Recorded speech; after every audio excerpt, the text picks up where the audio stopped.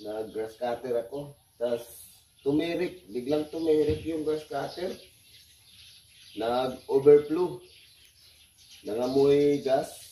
Kaya ayaw umandar. Kaya kanina, lubukan ko siyang paandarin. Umandar na siya kasi hindi na siya nag-overflow. Or tawag dito sa amin na lumos yung gas lumabas dito sa carburetor niya. Kaya ayaw umandar kahit ilang hila ko na kahapon. Kaya ngayon, umaandar na siya. Lubukan ko kanina pinakandar. Kaya umandar naman. Ayan, pandarin natin ulit para matapos yung pag-scatter sa mga damo. Kaisa lang. Good morning po sa inyong lahat mga kaibigan. Hi po sa inyong lahat. Ayan, mag-ano na si Junjun. Magpaayos sana kami. Paayos ko sana ito. Sabi ko na ibang karayman. Maga kong ginising ni Junjun. Paayos natin. Kaya sinubukan kong Kaandar. ilain yung bali ano niya. Umandar. Pag mag-ano siya, mag-overflow, hirap andarin. Ay mo, nagtuwad man pud na tanawa kay nagkuan.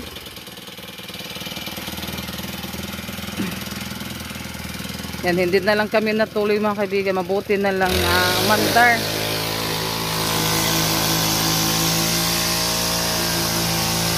Dito tayo.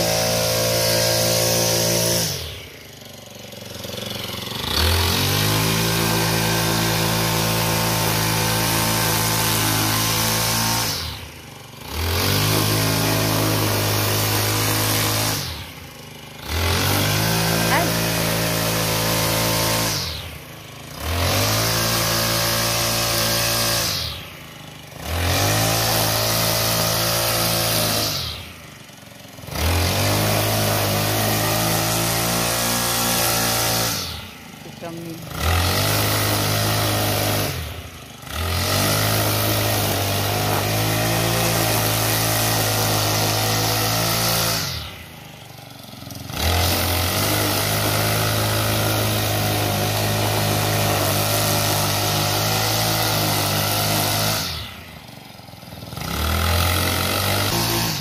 Yan, mamaya ko na din to yan mga kaibigan kapag maano na ni Junjun, matapos na sa pag-grass cutter.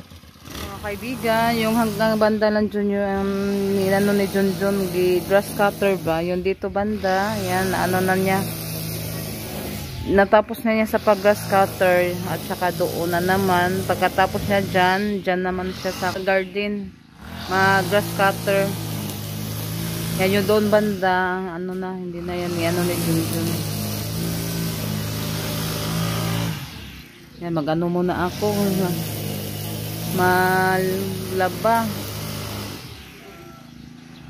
Katapos ko mag-ano ako mga kaibigan, magtutupi ako mamaya.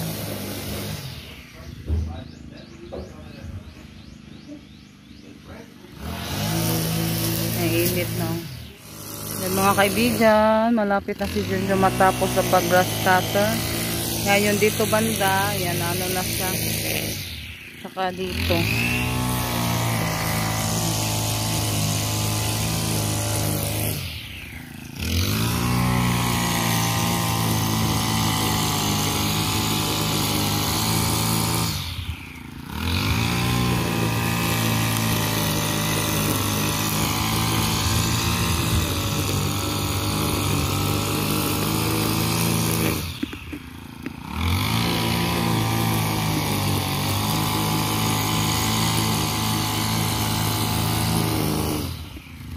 Maganda na siya tignan na ano na grass cutter na.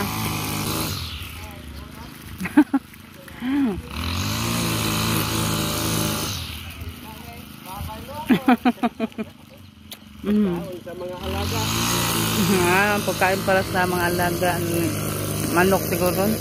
Yung ano sa palay mga kaibigan, yung ano ni Kuya Alan.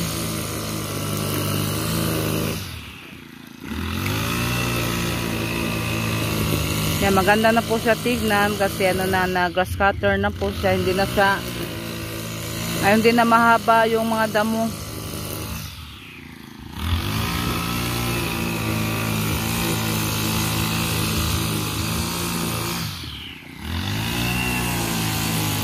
Yan na mga kaibigan, natapos na ako sa pag grass cutter. Yan na siya.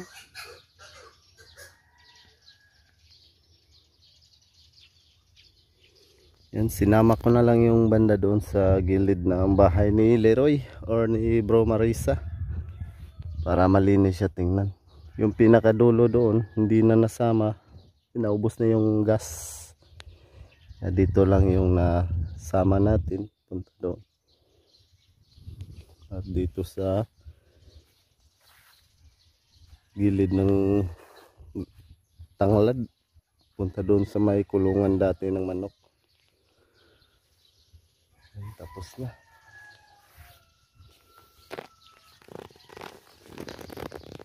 Hi mga kaibigan, yung mga kaibigan, nagluluto si Ate Rosalita ng french fries. Yan sila dalawa. Oh. Hello. Yan, kain po tayo. Yan, ito din yung sausawan nila, yung ladies choice at saka Tuna spread man na niya. ito na spread at yung ketchup. Hinahalo-halo nila mga kaibigan. Yan, kain tayo. Janet! Janet! Asa Janet na to? Gilo. Ah, nagtupi pala si Ate Janet. Sa mga ano nila. Masarap. Kayang talo. Kain tayo.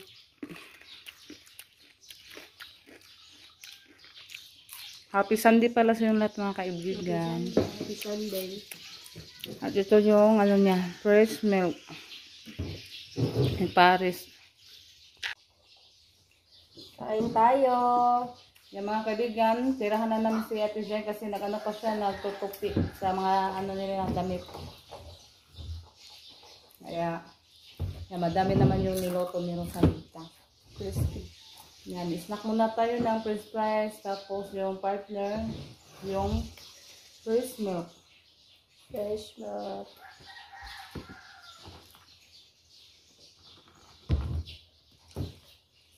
Yung naglaba din ako. Kapag-tapos ko lang naglaba.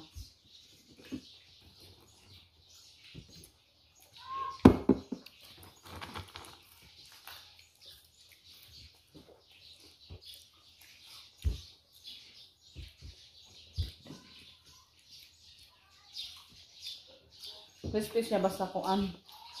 No, crispy mo.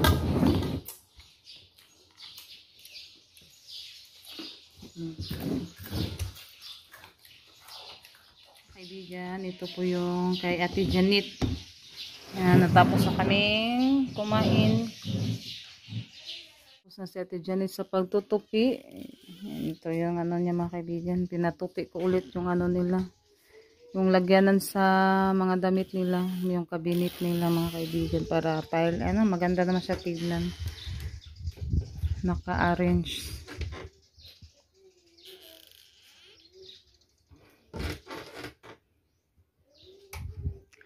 Yan yung ano pala dito mga kaibigan. Oh. Tanggalin ko to mga kaibigan. Ito, nabasag. Anuhin ko to, kunin ko to. Ito sana yung ano namin kapag mag-ano kami ba. Tapos maligo, dito kami magsalamin. Kaya ano lang, nabasag. Kaya kailangan siya tanggalin kasi ba ano na to. Hindi na pwede gamitin kasi may basag-basag na. Yan, paano kaya to tatanggalin? Paano ko to ni Junjun ipatanggal? Sa likod siguro to. Bigyan, dapat ito po yung ano siya. Ito yung tatanggalin pero ang daming mga tawag dito. Yung pako na maliliit mga kaibigan. Yan, hindi ako marunong dito mag-ano. Paano ko lang to ni Junjun. Kailangan to siya tanggalin para makuha yung salamin doon sa harapan. Pero ang daming pako. Oh. Maliliit na pako. Yan, kailangan pa to siya lugiton. Nasisira namin yung ating kuan. Kung Dito naman sa harap. Dito, baka masugatan tayo kung kukunin.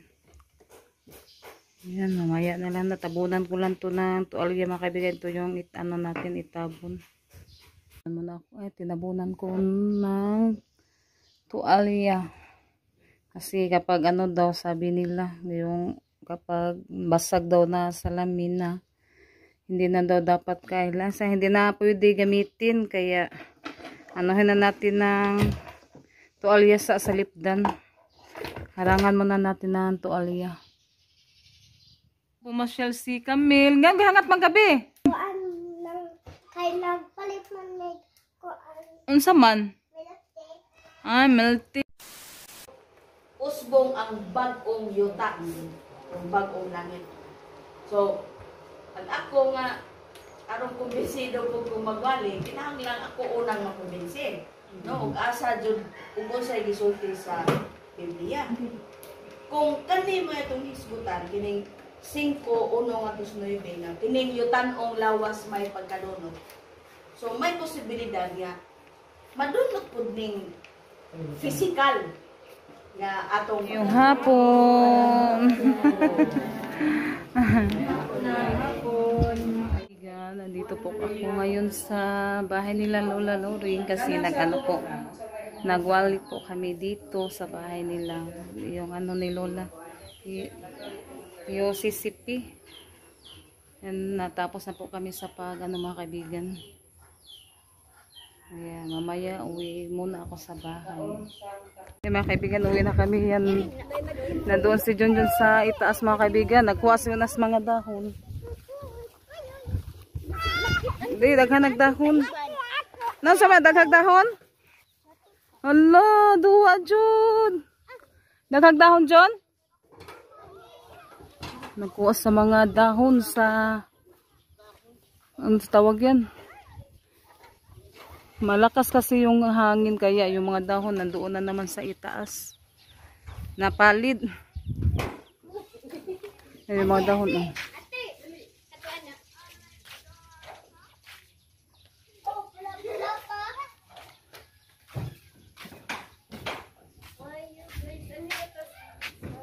Yan may unggoy ni sakas babaw. Dali oy. Oy oy. Oy oy. Alib! Oy oy. Alib! Di Alib, sakto na duwan Alib. Sakto na duwan Alib. Ha? Yung alulod, bumara. Ano sa alulod? Alulod. Kuan? Kanang PVC? Bumara daw. Daghan naman jug dahon. Ha? Badminto, nasa man? Asan na gilang ate be? Aglang ate ba? Yan, nagwawalis si Ate Janet sa mga dahon. Ate, tabangin ni sa Ate Janet og silig diris gawas. Naglalaro kasi sila doon mga kaibigan. Hi sa ate. Harap.